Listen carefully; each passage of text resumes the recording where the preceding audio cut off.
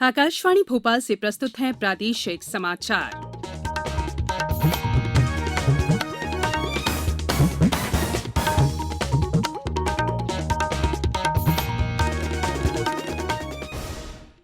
नमस्कार, समाचारों के साथ मैं संयुक्ता बैनर्जी। पहले मुख्य समाचार।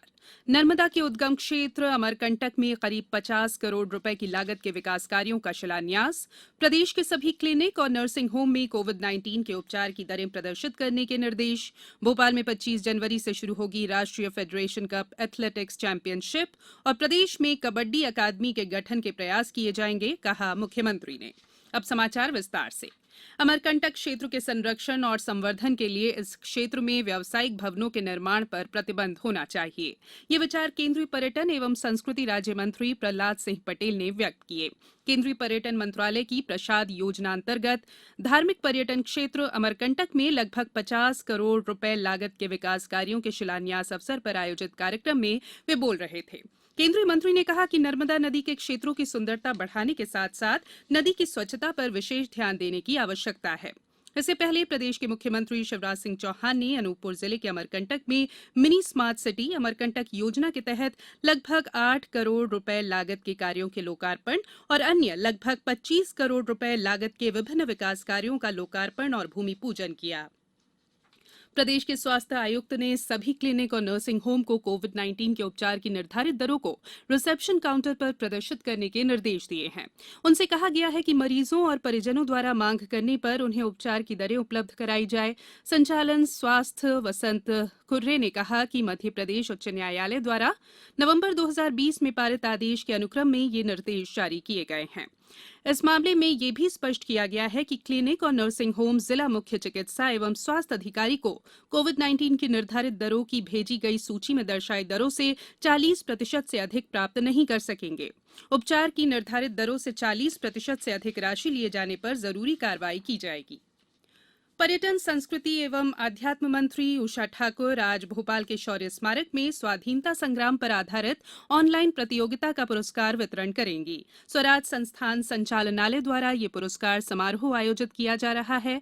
कोरोना संक्रमण को देखते हुए भोपाल के अलावा अन्य जिलों के प्रतिभागियों को ऑनलाइन पुरस्कार प्रदान किए जाएंगे। गौरतलब है कि संस्कृति विभाग स्वराज संस्थान संचालनालय ने स्वाधीनता दिवस के उपलक्ष्य में प्रदेश के युवाओं, विद्यार्थियों और बच्चों में स्वाधीनता संग्राम के प्रति जागरूकता उत्पन्न करने के उद्देश्य से लेखन, साहित्य, पेंटिंग और शिल्प से संबंधित विषयों पर ऑनलाइन प्रतियोगिता आयोजित की थी। इसमें प्रदेश के लगभग 1000 युवाओं ने भागीदारी की थी। इनमें से 48 प्रतिभागियों को चयनित कर सम्मानित किया जा रहा है। इस अवसर पर नेताजी सुभाष चंद्र बोस के 125वें जन्म वर्ष के उपलक्ष्य में नेताजी पर केंद्रित चित्र प्रदर्शनी भी लगाई जाएगी।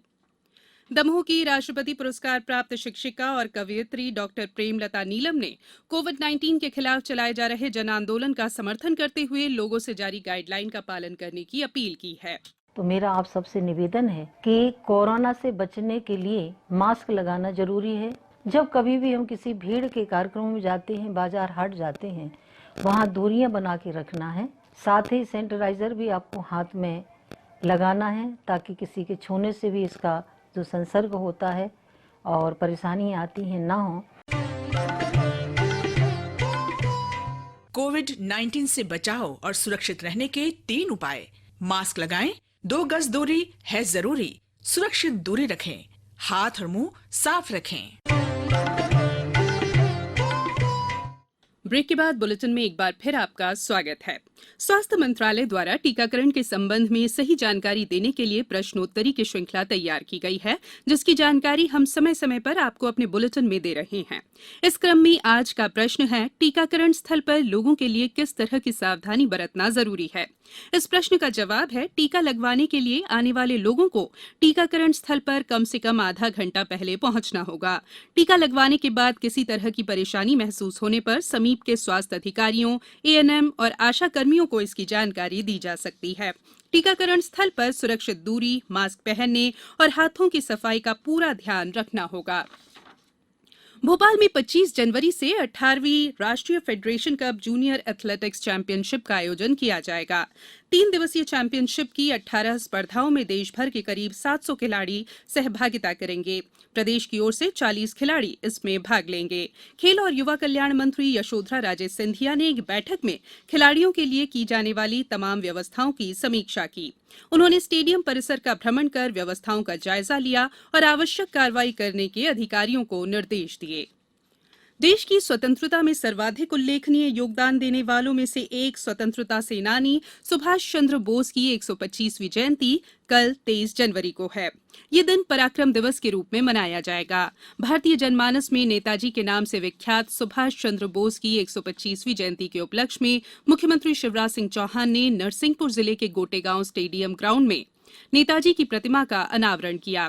इस मौके पर गोटेगांव के स्टेडियम ग्राउंड में अखिल भारतीय कबड्डी प्रतियोगिता का आयोजन किया जा रहा है। प्रतियोगिता का आयोजन गोटेगांव सहयोग क्रीड़ा मंडल केंद्रीय पर्यटन एवं संस्कृति मंत्रालय के सहयोग से कर रहा है।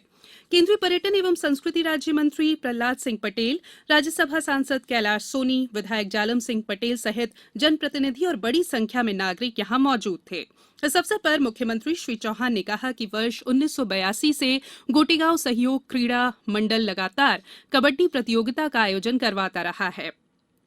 उन्होंने कहा कि अखिल भारतीय कबड्डी प्रतियोगिता के इस आयोजन को बगैर किसी शासकीय मदद के करना अपने आप में महत्वपूर्ण है।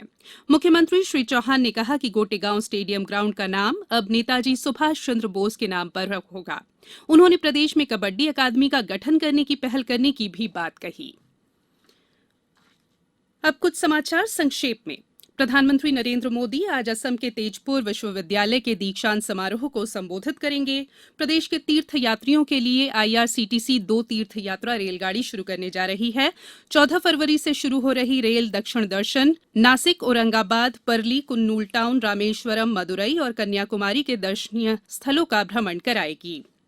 प्रधानमंत्री नरेंद्र मोदी आज वाराणसी में कोविड टीका के लाभार्थी और टीकाकरण अभियान से जुड़े लोगों से वीडियो कॉन्फ्रेंस के माध्यम से बातचीत करेंगे। किसानों से गेहूं खरीद के लिए गुना जिले में 51 पंजीयन केंद्र निर्धारित किए गए हैं। इसके लिए पंजीयन 25 जनवरी से 20 फरवरी तक किया जाएगा। राज्य सेवा प्रारंभिक परीक्षा में अनुसूचित जाति और अनुसूचित जनजाति के सफल युवाओं को मुख्य परीक्षा के लिए राज्य शासन निःशुल्क प्रशिक्षण देगा। ये प्रशिक्षण 23 जनवरी से इंदौर में दिया जाएगा। वन मंत्री कुंवर विजय शाह ने पन्ना प्रवास के दौरान टाइगर रिजर्व के वन्य प्राणी उपचार केंद्र की शुरुआत की। शिवपुरी जिले में कल राज्य सूचना आयुक्त राहुल सिंह ने लोक सूचना अधिकारियों के साथ बैठक की। जल निगम के जल प्रदाय मेगा प्रोजेक्ट के लिए सतना कलेक्टर और वन मंडल अधिकारी ने जल निगम और एक निजी कंपनी के प्रतिनिधियों के साथ बैठक की। और भारत निर्वाचन आयोग के स्थापना दिवस 25 जनवरी को राष्ट्रीय मतदाता दिवस के रूप में मनाया जाता है। सामान्य प्रशासन उप सचिव ने बताया कि 11वें राष्ट्रीय मतदाता दिवस के अवसर पर भोपाल में मंत्रालय स्थित सरदार वल्लभ भाई पटेल पार्क में सुबह 11 बजे कर्मचारियों अधिकारियों को शपथ दिलाई जाएगी।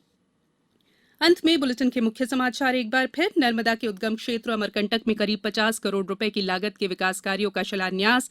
प्रदेश के सभी क्लिनिक और नर्सिंग होम में कोविड-19 के उपचार की दरें प्रदर्शित करने के निर्देश। भोपाल में 25 जनवरी से शुरू होगी राष्ट्रीय फेडरेशन कप एथलेटिक्स चैंपियनशिप और प्रदेश में कबड्डी अकादमी के गठन के प्रयास किए जाएंगे, कहा मुख्यमंत्री ने।